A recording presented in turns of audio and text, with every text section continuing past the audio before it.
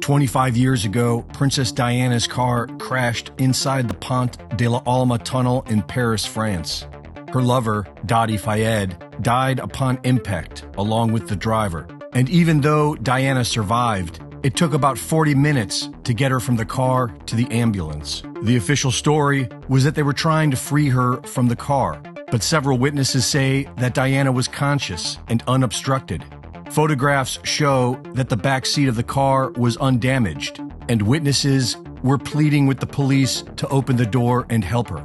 Once in the ambulance, it took about 40 minutes for them to choose a hospital, and when they finally set off, the ambulance drove at a snail's pace and made several stops, taking about 40 minutes to drive less than 4 miles.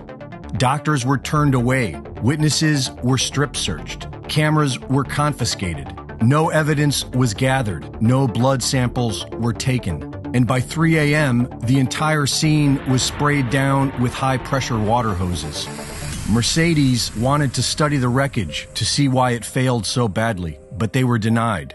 Diana's body was taken by the royal family, who had her reproductive organs removed before burying her remains.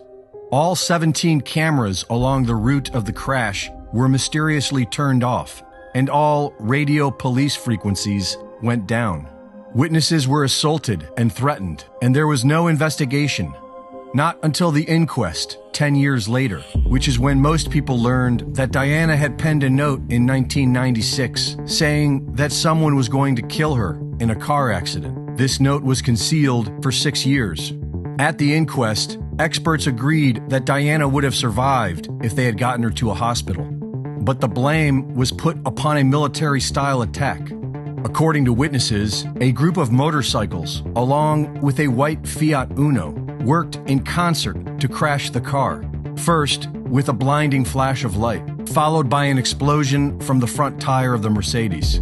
During the inquest, a former MI6 agent described being shown the very same plan in 1992 for a possible MI6 assassination of Slobodan Milosevic, and claimed it was MI6 who killed Diana.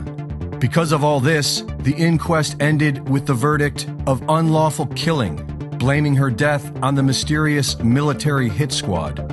But the mainstream media spun the entire thing to make it sound like it was the paparazzi that caused her to crash, which is demonstrably false. And while there was no investigation into finding the members of this military hit squad, 3 years later, the alleged driver of the white Fiat, who had ties to MI6, reportedly committed suicide after being found shot twice in the back of the head and burned inside of his car.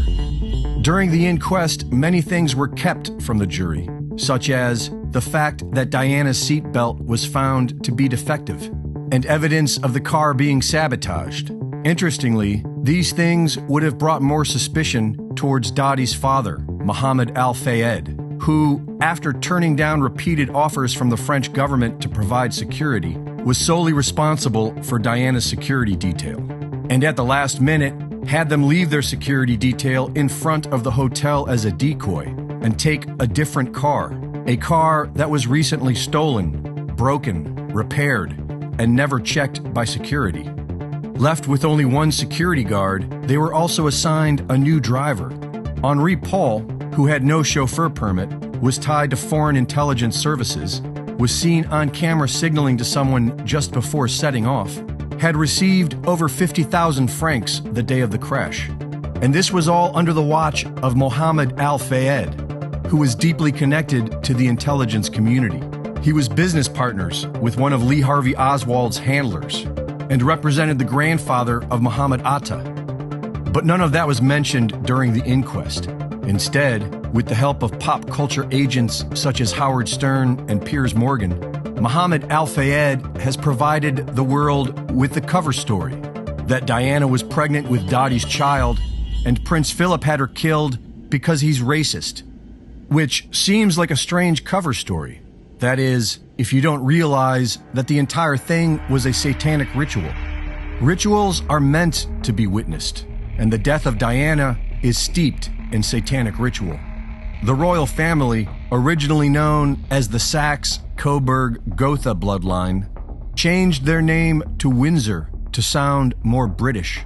Their inbred family is traced back to Vlad the Impaler, otherwise known as Dracula. And with several proud Nazis in the family, including Prince Philip, the royal family is obsessed with pagan ritual and all things occulted. According to the carefully planned breeding of royal bloodlines, the marriage between Diana and Charles was for the Merovingian ancestry of Lady Diana to be seeded into the royal family. Diana was well aware of this and referred to herself as the Windsor Broodmare. They were married at St. Paul's Cathedral, owned by the royal family and built upon the site of a Roman temple dedicated to the goddess Diana. According to occult beliefs, the goddess Diana was Lucifer's consort, and on August 13th, 1313, they produced a magical daughter named Aradia. In Freemasonry, this same trio is known as Osiris, Isis, and Horus. This same ritual is shown in the Roman Polanski film Rosemary's Baby, where the innocent virgin is unknowingly recruited by a satanic cult to mate with Lucifer and spawn a child. After the birth of Prince William, Diana became a threat to the family. She had major influence and used it to shine a light on the family's powerful interests, such as the endless war machine. Her life was being threatened, and she told several friends that the family was going to kill her. Less than a month before her death and after a series of affairs, Diana started seeing family friend Dadi Fayed, and on August 31st, the satanic ritual sacrifice date for the goddess Diana, Diana of Wales was driven out of the way past an ancient Egyptian obelisk and into a tunnel named in dedication to the goddess Diana. Inside this tunnel, Diana's Mercedes crashed into the 13th pillar, where she was kept to bleed to death above a known ancient Merovingian underground chamber for the ritual blood sacrifice worship to the goddess Diana. This is the religion of the world's elite. Prince Philip said he would like to be reincarnated as a deadly virus to wipe out humanity. His underling, Maurice Strong, co-founded the World Economic Forum with Klaus Schwab. And Prince Charles, who brags of being related to Dracula, co-founded the World Economic Forum's Great Reset Initiative. These are the leaders of the so-called New World Order. These monsters are the best that they have. Reporting for InfoWars, this is Greg Reese.